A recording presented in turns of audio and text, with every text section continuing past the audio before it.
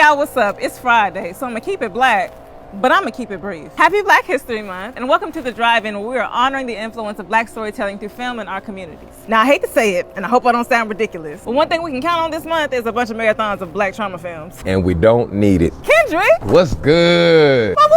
Anyway, it's no shade. 12 Years a Slave was absolutely necessary. It was a unique narrative about an uncommonly represented aspect of American slavery, kidnapping. Selma gave what it needed to give, shedding light on the many actors of civil rights demonstrations, and so did Roots the first and the second time, I guess. Well, if we can't watch Black history films during Black History Month, when the hell can we? Don't get me wrong, it's not that we shouldn't consume this type of media during Black History Month. It's just that the saturation of a celebratory month with trauma-centered content does more for white audiences than it does for us. And the thing about it is, we can tell a story without focusing or dramatizing violence on Black bodies like The Help. But continuing to develop films centered around Black trauma may educate white audiences who are willing to watch them on the realities of America's past, but it also gives them the grace of distancing themselves from the realities of racism as it currently exists. And there it is. It's many a well-meaning white person willing to attest to the atrocities of slavery, or even the Jim Crow South. But when it comes to reforming the education system or defunding the police, all of a sudden we talking to mush mouth. I don't.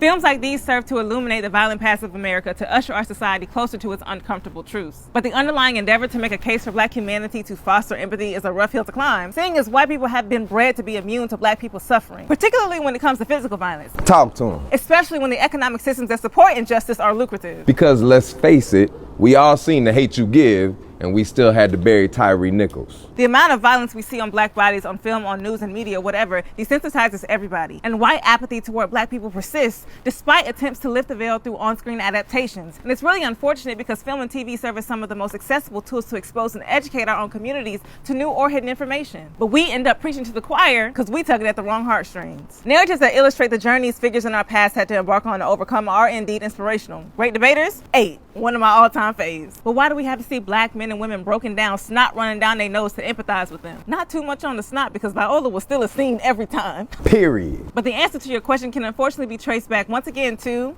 slavery. There's a concept called the danger of a single story. You know the saying that goes, the victor gets to tell the story about the war? Well, basically, this concept illustrates that in every attempt at colonization, the victor, or the colonizer, gets to tell a single story about the people they subjugated. A single story doesn't mean that it's the only story told about a subjugated group of people. It just means that this is the only version of this particular narrative that gets pushed out into the world. In this case, the single story is that Black people don't experience pain the way other humans do. The idea began as a tool to rationalize the mass practice of violent correction and chattel slavery in the 17th century, suggesting that we have a higher threshold for pain and therefore can experience more pain before it actually hurts. Huh? Goodness gracious. Pseudoscientists doubled back in the 1800s to reiterate the same thing by claiming we are more closely related to apes in terms of evolution. Yeah, it's old shit to us, and you think we'd be able to stop repeating ourselves. But the remnants of beliefs like this don't just come home to roost when compounded with other single stories about Black criminality and violent behavior, but also at the doctor's office. Black patients are significantly less likely to be prescribed pain medication. And when doctors do believe us, we typically receive lower doses altogether. It is wild how ideas like this can manifest in so many different areas of our lives, but the question becomes, what do we do about it? Because me personally, I love a good historical reenactment. Imagine not being able to see a historical reenactment of your culture's history without being reminded of some painful, broad, sweeping, oppressing force that has morphed over generations, still managing to taint our everyday lives. And we about to need some OT.